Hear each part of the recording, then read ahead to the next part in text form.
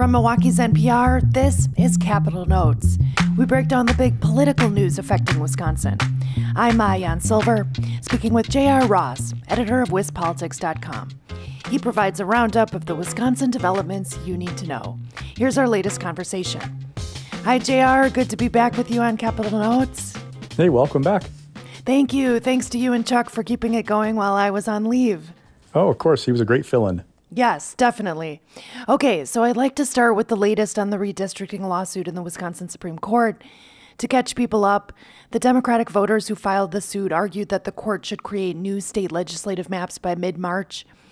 For people who haven't been following the play-by-play, remind us of what's at stake with these redistricting lawsuits. Potentially the balance of power in the Capitol. I mean, Governor Evers has been working with a Republican-controlled legislature with large majorities the entire time he's been in office. If you have one or even both houses controlled by Democrats, it changes everything. The discussion about expanding Medicaid, about taxes, about environmental policy, I mean, everything would change in the Capitol because you'd have a different power dynamic. But as long as Republicans hold both houses and with substantial majorities, the governor's playing defense more often than not. So it's really the stakes are just huge in this lawsuit. Okay, so the latest in the lawsuit is that, about these state legislative lines, is that consultants were hired by the court's majority. They said the GOP-drawn maps were partisan gerrymanders, but that the Democrats' plans largely met court criteria. The GOP legislators' lawyers have filed briefs in response to the consultants. Other things have been happening. What's important to know now? Well, there are a couple things going on. One, all of the parties in the case filed a response to that consultant's report, which, like you said, found the GOP map to be a partisan gerrymander. It called a map from the conservative Wisconsin Institute for Law and Liberty a stealth gerrymander, in their words, basically saying that of the maps submitted that we have, the four from the Democratic parties really have the best chance of meeting your criteria that includes political neutrality, quote unquote. So then there was a series of briefs filed in response. No surprise, each party argued, hey, our map is the best. We think you should pick it. But there's also a motion filed by the attorneys for Republicans and lawmakers, conservative voters, arguing that these consultants, either the report should be ignored, thrown out, or there needs to be some more exploration here about what's going on. They should sit for depositions. They should ask questions about the criteria they developed in the report. Basically, it's two things. One, Republicans have long argued that this case has been sped up, that there hasn't been enough time to explore issues such as what does political neutrality mean? How do you measure that standard? They argue, among other things, that there's a geographical advantage to Republicans in Wisconsin because their vote is more spread out, while Democrats are more concentrated in urban areas. And really, it's also part of a delay tactic. Republicans are looking at this and saying, hey, if we can just get this thing past this year, past 24 elections, we can fight another day. There's a Supreme Court race in 2025. If conservatives win back, control the court, that this lawsuit could go away. They're just trying to find a way to slow things down and keep maps they had in 2022 in place for 2024. So given that fact, there were some conversations over the past week with legislative Republicans kind of floating the idea of passing Democratic Governor Tony Evers' maps.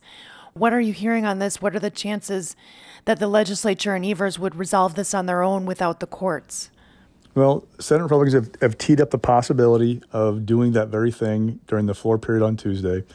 The governor, when asked about that possibility of signing his own maps, at first was kind of a little bit non-committal, but made clear later last week that, yes, if they sent his maps back to him as is, he would sign them. Now, remember, Republicans took the governor's maps and then made changes a month ago that paired fewer Republican incumbents.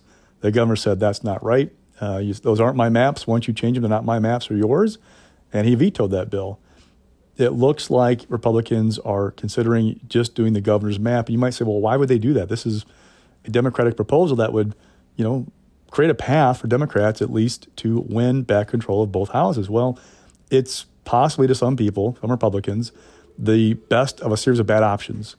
If you look at the maps that were proposed by the Democratic parties in the lawsuit, there's the governor, Senate Democrats, the Democratic voters who sued to overturn the maps, and a collection of professors in Dane and Milwaukee counties.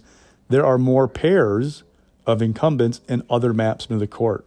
They are tougher, some of them, to get a majority for Republicans than the governor's map. So they've looked and said, well, if we pass this map now, both houses sign off, the governor signs it, you have certainty because the court, it doesn't have to have a decision for another month or so.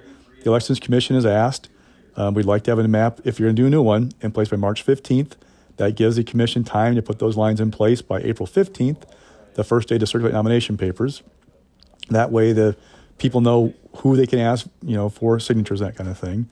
So you've got that kind of hanging out there. There's no immediate requirement for a decision. Well, if you pass a map now, it's under law, you know where you're running. If you have to move, okay, I've got to start thinking about a new place to live to be in my district. You can start recruiting candidates. You can start raising money. It creates certainty when you're facing a difficult situation as a Republican to get this done now rather than waiting longer. So what's the advantage for Democrats, in terms of having the court do it instead of having Governor Evers' bills passed by Republicans?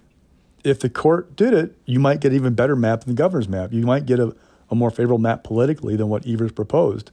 Now, the downside for Democrats is there is a chance if the state Supreme Court draws a map, you could get the Republicans to go file a lawsuit with the U.S. Supreme Court and say, hey, there was something amiss here.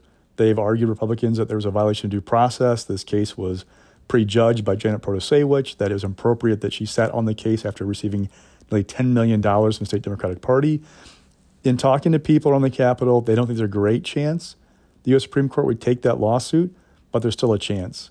And if you can avoid that, then you're going to get a map that's better for you than what you have right now in place for 2024. It could be worth the trade-off, that security of knowing you've got a quote-unquote fairer map for you politically than what you have versus the uncertainty of, okay, we have a new map, but the U.S. Supreme Court step in and change everything in a heartbeat if it wants to. So are you anticipating, Governor Evers to be on board with if the legislature passes his maps? He said he would. Now, again, he's made clear he would as long as there's no changes, no fooling around with his maps, no tweaks, anything like that. So he's waiting to see what comes out of the legislature if they do it. But if they pass his maps as is, then he said he would sign them. All right, you're tuned into Capitol Notes. I'm Maayan Silver, speaking with J.R. Ross, editor of WisPolitics.com. Okay, J.R., there's nothing in life that's guaranteed except death and taxes. We're headed into a week of floor sessions in the legislature. There's a $2.1 billion tax bill on the agenda in the Assembly. It would pack in more than 1 million Wisconsin residents into the second lowest tax bracket. That's people who make between $19,000 and $150,000 per year. Who is for this? Who is against it? And why? Well, Republicans pushed this package. The governor has vetoed other tax cuts they've proposed in the past.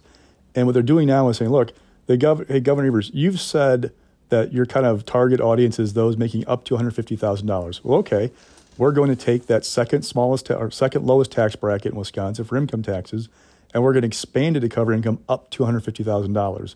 We're going to gear these other tax cuts toward people in that kind of income bracket because you've asked for it. And then we'll see what's going to happen. Well, the response from Democrats has been, we're worried that by passing this now, we are putting us in a difficult situation for the next budget.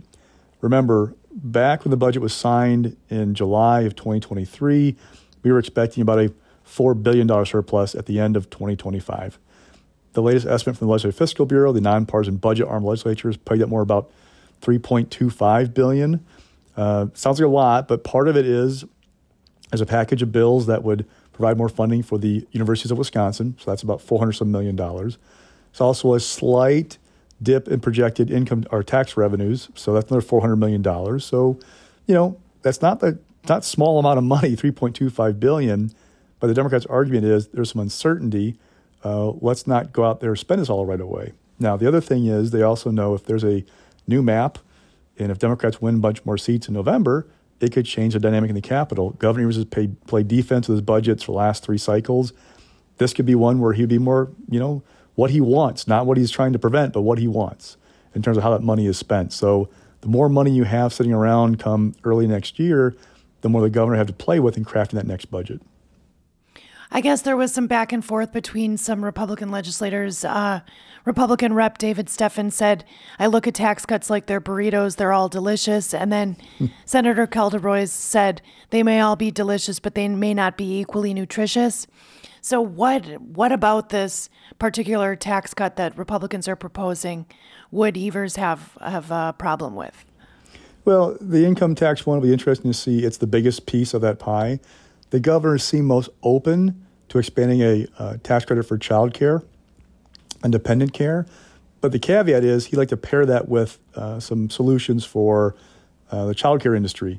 He said over and over again we should be spending money to help that industry to subsidize their payments for workers to keep them open, because if you lose daycare access, you lose workers because they can't go out in the workforce to stay home with their kids. So he likes that paired, but that's the one he seemed at least a little bit open to, but we'll see. Gotcha. Okay. So ongoing negotiations about that. Thanks again for the insights, JR. And as always, thanks for joining me on Capital Notes. Anytime. That was J.R. Ross, editor of WisPolitics.com, speaking with me, WEWM's Maayan Silver. Listen for our segments every other Monday with an extended segment on lake effect, and check out the Capital Notes podcast wherever you get your podcasts.